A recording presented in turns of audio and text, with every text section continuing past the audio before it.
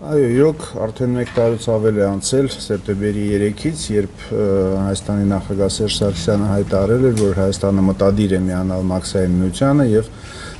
ցանկանում է մասնակցել նաեւ Եվրասիական միության ձևավորմանը։ Փաստորեն այդ հայտարարության հենց բովանդակության հետ կապված բավականին փոփոխություններ են տեղի ունեցել։ Ենթադրվում էր, եթե մենք փորձենք վերլուծել այդ հայտարարությունը, Սերժ Սարգսյանը ենթադրվում էր, որ Մաքսային միությանը անդամակցելու Հայաստանի խնդիր չկա, մնում է Հայաստանը դա ցանկանա, եւ միակ, ասենք, հարցը, որ մնում է, դա արդյոք Հայաստանը հիմնադիրներից է դառնում նորաստեղծ Եվրասիական միությանը։ Փաստորեն այդ հայտարարության բովանդակության հեռանկարները մենք արդեն տեսանք, որ չիրականացան, այսինքն Հայաստանը չի որոշողը, որ ինքը դառնում է Մաքսային միության թե ոչ, այնտեղ կան այլ որոշողներ, այսինքն այդ միության հիմնադիր անդամ 3 երկրները եւ նրանց միջև, ինչպես տեսանք բազմաթիվ հանդիպումների եւ հայտարարությունների ժամանակ, միակարծություն չկա այդ հարցում եւ արդեն իսկ Հայաստանի մտադրությունը դառնալ հիմնադիր Եվրասիական միություն չիրականացավ, որտեղ Եվրասիական միությունը հիմնադրվել է եւ Հայաստանը հիմնադիրների կազմում չի։ Իրոք բավականին բան փաստորեն փոխվել է եւ ընդհանրապես առաջին մասը հարցադրման Մաքսային միության միանալը ինքը կորցրել է իր արդիականությունը, քանի որ Մաքսային միությունը ինքը բնական ճանապարհով արդեն լուծվել է Եվրասիական տնտեսական միության մեջ, որպես առանձին այդպիսի միավոր ինքը այլևս գոյություն չունի եւ Մաքսային միության անդամ դառնալը նշանակում է նաեւ Եվրասիական տնտեսական միության անդամ դառնալը։ Հիմա արդյոք հոկտեմբերի 10-ին հարցը Հայաստանի անդամակցության կլուծվի դրականորեն թե ոչ, շատ դժվար է այսօր ասել, որտեւ եթե մարտին ապրիլին, մայիսին մենք լսում ենք ոչ միայն Ռուսաստանի եւ Հայաստանի ղեկավարությունների կարծիքները այդ հարցի շուրջ, այլ նաեւ Ղազախստանի եւ Բելարուսի մյուս հիմնադիր անդամ երկրների ղեկավարների կարծիքները, այսօր այդ կարծիքները մենք չենք լսում եւ դա դժվարացնում է մեր կանխատեսումները։ Արդյոք հոկտեմբերի 10-ին կլինի համապատասխան պայմանագրի ստորագրումը։ Միևնույն ժամանակ զուգահեռաբար մենք տեսնում ենք, որ Ռուսաստանի եւ գոնե Ղազախստանի միջև առաջ են գալիս որոշակի խնդիրներ կապված Ղազախստանի ինքնիշխան պետություն որպես զարգանալու եւ ուժեղանալու ցանկությանը եւ Եվրասիական միության էությունը ինչ որտեղ հակասում է դրան։ Եվ դա է պատճառը, որ մենք վերջին ամիսներին տեսնում ենք, որ Ղազախստանի նախագահ Նազարբաևը անդադ փորձեր է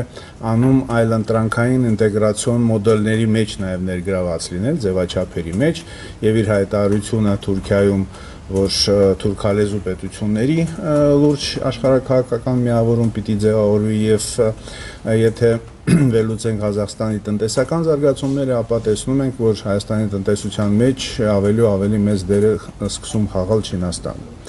եւ ղազախական չինական զարգացումները։ Այսինքն միաժամանակ Ղազախստանը մասնակցում է եւ բավականին ակտիվ արդյունավետ 3 տարբեր ինտեգրացիոն մոդելներում, ինտեգրացիոն ձևաչափերում, փորձելով հավասարակշռել ազդեցությունը այդ 3 մոդելների մեջտեղում հայտնվելով Ղազախստանը նաև ինչ որտեղ կոմպլեմենտար քաղաքականություն է իրականացնում, այն ինչի մասին երկար տարիներ խոսվում էր Հայաստանում եւ այս պայմաններում ինչքանով Ղազախստանը կցանկանա որպեսզի Հայաստանը դառնա Եվրասիական միության անդամ շատ կասկածելի է որ կցանկանա, քանի որ դե մեր գործընկերները եւ քաղաքական գործիչները եւ քաղաքագետները բազմիցս ասել են, որ եթե 4-ն են դառնում Եվրասիական միության անդամները, այսինքն պլյուս Հայաստան, ապա Ռուսաստանի ձայները այդ միությունում ուղղակի կրկնապատկվում են։ Եվ դա բնականաբար իմ նկարագրված համատեքստում Ղազախստանի ձեռնտու չպետք է լինի, բայց միևնույն ժամանակ մենք շատ լավ հասկանում ենք, որ Հայաստանը եւ Վլադիմիր Պուտինը ապացուցել են, որ շատ վճռական են արտաքին քաղաքականությունը իրականացնելիս եւ դիմադրել կամ հակադրվել իրան ոչ բոլորն են համարձակվում եւ ինչքանով համարձակ կլինի նույն Նազարբաևը, ինչքանով համարձակ կլինի նույն Լուկաշենկոն, որը նույնպես բնականաբար չի ցանկանում, որպեսզի Հայաստանը միանա այդ երեակին, շատ դժվար է այսօր կանխատեսել, ըստ երևույթի գնում է ինչ-որ ընդհատակյա պայքար, ընդհատակյա բանակցություններ, թե ով ավելի լուրջ փաստարկներ կբերի Մոսկվան, թե Ալմատին եւ Մինսկը Հայաստանի հարցը լուծելիս։ Հայաստանը դժվար թե այստեղ որևէ լուրջ ազդեցություն կարող է ունենալ, որտեղ միակ երկիրը, ում հետ Հայաստանը ինչ-որ երկխոսության մեջ է այդ երեքից դա Մոսկվան է, Մոսկվան շահագրգռված է Հայաստանին ունենալ Եվրասիական միությունում, մյուս երկուսը շահագրգռված չեն, բայց Հայաստանի եւ նրանց միջև, ինչքան ես հասկանում եմ, որևէ դիվանագիտական երկխոսություն, պայմանավորվածություններ, համաձայնեցումներ տեղի չեն ունենում։ Այսինքն շատ անորոշ իրավիճակ է ըստ իս եւ կանխատեսումներ դժվար է առնել, լավագույն դեպքում մենք կարող ենք ուղղակի տեսնել ինչպիսի հանգամանքներ կարող են ազդել որոշումների վրա։ Այն հարցը, որը մեզ բոլորիս մտահոգում էր Արցախի հարցը, ինչքան հասկանում եմ օրակարգում չի ուղղակի եւ հստակ լուծում ինչ է լինելու Հայաստան Լեռնային Ղարաբաղ կապերի առումով Եվրասիական միության շրջանակներում, եթե Հայաստանը դառնա այդ միության անդամ, դա թողնված է հետագայի համար։ Իսկն պարզ է, որ Լեռնային Ղարաբաղը Մաքսային միության տարածքի մեջ, Եվրասիական միության տարածքի մեջ չի մտնելու։ Դա հայտարարել է ասենք Անդրանիկ Միհրանյանը, դա անուղղակիորեն հայտարարել են մի քանի անգամ մեր իշխանությունների ներկայացուցիչները, որոնք ասել են, իսկ ով է ասել, որ մենք նկատի ունենք նաև Լեռնային Ղարաբաղը, երբ որ մոտենում էինք Մաքսային կամ Եվրասիական միություն, իսկ պարզ է, որ Լեռնային Ղարաբաղի տարածքը չի լինելու այդ Եվրասիական ինտեգրացիոն տարածքի մաս։ Իսկ ինչ է լինելու Հայաստանի եւ Լեռնային Ղարաբաղի սահմանին, ինչքան ես հասկանում եմ, այդ բավականին բարդ հարցը, բավականին հակասական հարցը ուղղակի թողնված է անորոշ վիճակում եւ ասում են ավելի լավ այդ հարցը չբարձրացնենք, որպեսզի հոկտեմբերի 10-ի որոշումները ել ավելի չբարդացնենք։ Հետո կտեսնենք ինչ է լինում, ոնց է զարգանում։ Եվ եւս մեկ հանգամանք կապված հոկտեմբերի 10-ի հետ ակնհայտորեն պարզ է, որ ոչ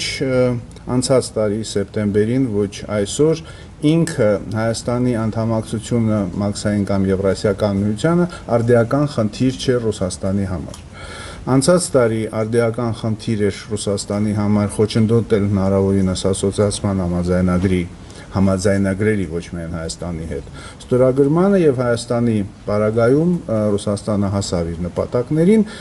թե հետո Հայաստանը կդառնա միության անդամ, թե չէ, դա երկրորդական հարց է։ Այսօր նույնպես ինքը անդամակցությունը Հայաստանի Եվրասիական միությանը նույնպես սկզբունքային հարց չի Ռուսաստանի համար սկզբունքային հարցը ավելի շատ իմիջային է։ Եթե ասել եմ, ուրեմն պիտի լինի։ Պրակտիկ առումով դա որևէ կարևորություն չունի, բայց ասենք աշխարհում իր դիրքը ներկայացնելու, իր քաղաքականությունը հետևողական ցուցադրելու համար Ռուսաստանին դա պետք է, միայն այսքանը։